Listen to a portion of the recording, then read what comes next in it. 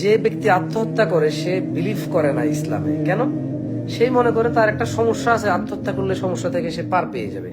তাইলে তার বিলিফ কোথায়? এই যে আত্মহত্যার পরে যে আরেকটা জীবন আছে, ওই জীবনের যে আর শেষ নাই, এই যে জীবনে সে আছে এই জীবন তো এমনি শেষ হয়ে যাবে, কিন্তু সেই যে জীবনে যাচ্ছে বারজাখী জীবন, কবরের জীবনে, আখেরাতে, ওটা তো ইম্পসিবল, শেষ হবে না। কেমন কথা বলছেন?